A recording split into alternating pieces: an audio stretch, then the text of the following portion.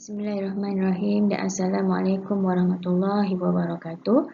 Saya ialah Teacher Liza, guru mata pelajaran sejarah kamu yang baharu. Jadi pada hari ini saya akan menyentuh tajuk 1 iaitu warisan negara kita, unit institusi Raja Tonggak Kedaulatan Negara.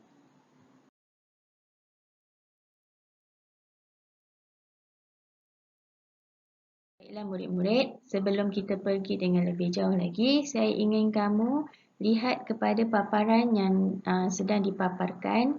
Ini ialah gambar ke bawah duli yang maha mulia yang di-Pertuan Agong kita iaitu Al-Sultan Abdullah Riayatuddin Al-Mustafa Billah Shah ibni Almarhum Sultan Haji Ahmad Shah Al-Musta'in Billah dan juga baginda Permaisuri Agong iaitu Tuanku Hajah Azizah Aminah Maimunah Iskandariah binti Almarhum Al-Mutawakkil Alallah Sultan Iskandar Al-Hajj. Baginda Sultan Abdullah merupakan yang di-Pertuan Agong yang ke-16 bagi negara kita Malaysia dan merupakan Sultan Pahang yang ke-6 sebelum baginda ditabalkan sebagai yang di-Pertuan Agong Malaysia. Baginda ialah Sultan Pahang yang ke-6. Okey, baiklah murid-murid. Di sini saya ingin jelaskan apakah yang dimaksudkan dengan institusi raja. Okey, institusi raja ialah institusi yang tertua dan sedia wujud dalam sistem sosial di negeri Melayu. Okey, yang kedua, ia terbabit secara langsung dalam pemerintahan Tanah Melayu dan Malaysia. Jadi yang mentadbir negara dan Tanah Melayu pada waktu itu ialah institusi raja. Raja juga mempunyai kuasa mutlak dalam setiap pemerintahan dan pentadbiran negeri dibantu oleh pembesar-pembesar yang telah dilantik. Dan seterusnya, apabila Persekutuan Tanah Melayu merdeka, institusi pemerintahan beraja tetap diteruskan dengan beberapa pindaan yang disesuaikan dengan konsep demokrasi berparlimen dan juga raja berperlembagaan. Okey, sebelum kita pergi dengan lebih jauh lagi, saya hendak kamu faham apakah yang dimaksudkan dengan raja dan sultan kerana ia penting untuk kamu faham tentang maksud raja dan sultan ini, okey? Right, raja dan sultan memberi maksud yang sama iaitu sebagai ketua negara atau ketua negeri. Seperti yang kita tahu, raja kita ialah yang di-Pertuan Agong bagi kerajaan Malaysia. Okey, dan sultan pula ialah raja yang terdapat di setiap negeri. Okey, yang di setiap negeri kecuali beberapa negeri iaitu negeri-negeri Selat yang mana mereka tidak mempunyai raja sultan tetapi mereka mempunyai yang di-Pertua Negeri. Okey, baiklah. Apakah pula maksud kerajaan? Okey, kerajaan ialah sebuah organisasi yang mempunyai kuasa untuk membuat dan melaksanakan undang-undang dalam sesuatu kawasan yang tertentu. Okey, itu maksud kerajaan. Maksudnya organisasi itu boleh buat undang-undang di dalam sesuatu kawasan tu. Okey, atau satu negeri tu atau dalam suatu negara. Itu yang dimaksudkan dengan kerajaan. Okey, baiklah murid-murid. Mari kita lihat sistem pemerintahan pada zaman kerajaan Melayu awal. Okey. Terdapat beberapa ciri sistem pemerintahan pada zaman kerajaan Melayu awal dahulu. Okey, yang pertama ialah sultan ialah ketua kerajaan. Okey, ketua bagi negeri tersebut ialah sultan lah. Alright. Sultan berkuasa mutlak iaitu berkuasa penuh. Apa maksud mutlak? Mutlak ialah berkuasa penuh. Alright. Tiada siapa boleh bantah kata-kata sultan. Seterusnya, semua keputusan berkaitan undang-undang dan pentadbiran terletak di tangan sultan. Okey, maksudnya dekat sini, jika ada apa-apa permasalahan ada apa-apa undang-undang yang ingin atau baru diperkenalkan dan sebarang tugas-tugas pentadbiran semua akan diuruskan oleh Sultan. Itu ialah apa yang berlaku pada sistem pemerintahan pada zaman Kerajaan Melayu awal.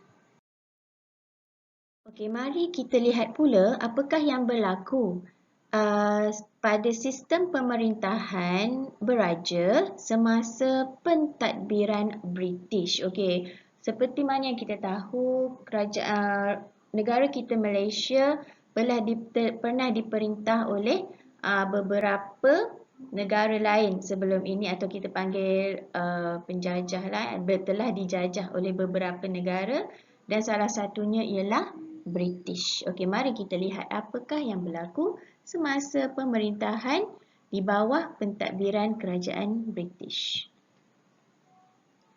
Okey, pertama sekali, institusi raja dikekalkan dengan Sultan sebagai ketua negeri. Okey, mereka tetap mengekalkan Sultan sebagai ketua negeri di sesuatu kawasan atau di sesuatu negeri itulah.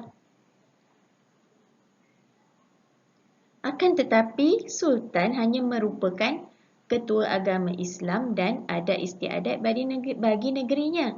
Okey, maksudnya ketua agama Islam dan adat istiadat atau apa-apa upacara yang berkaitan dengan adat di tempat tersebut, Sultan diberi tanggungjawab untuk itu. Okey. Dan British menjadi penasihat kepada Sultan di setiap negeri dalam hal ehwal pentadbiran. Okey, dalam bidang pentadbiran yang lainnya, British akan masuk campur dan akan menjadi penasihat kepada Sultan.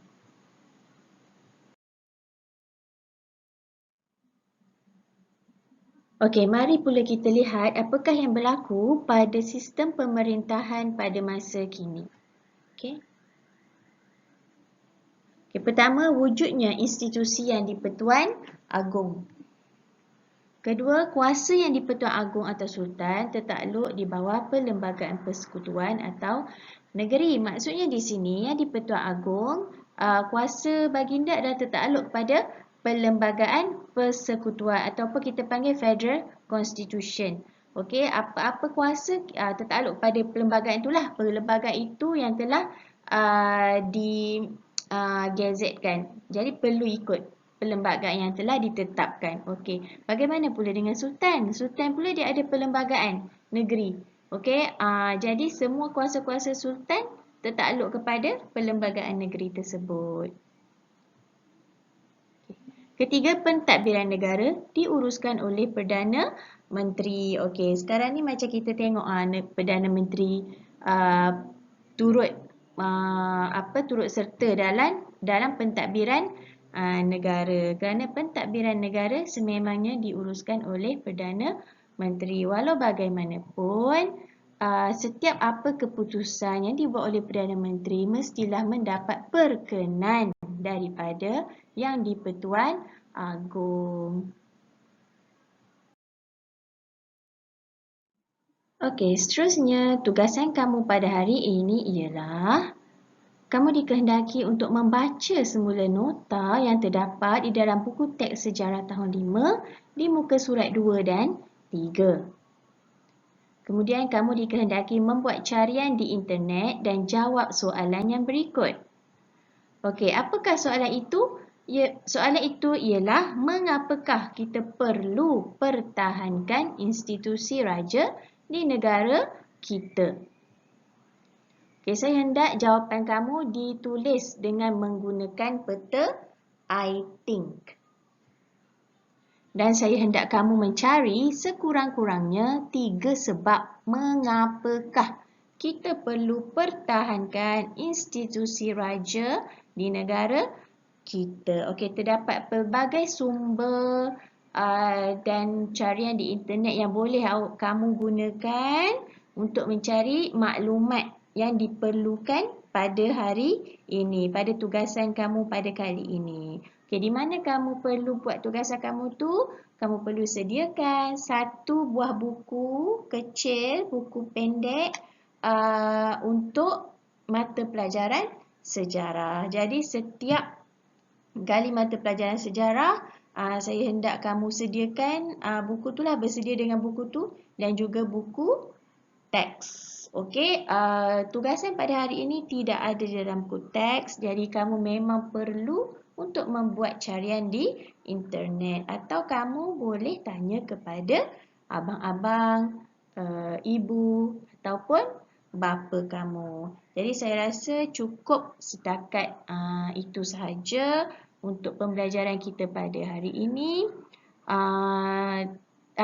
Lupa nak bagi tahu. Selepas kamu siap membuat tugasan, kamu hendaklah mengambil gambar tugasan yang telah kamu lakukan, kemudian hantar kepada saya melalui nombor WhatsApp yang telah diberikan. Okey, sekian saja untuk hari ini. Sebarang pertanyaan boleh direct PM kepada teacher. Okey. Alright. Wassalamualaikum wabillahi taufiq wa hidayah. Wassalamualaikum warahmatullahi wabarakatuh.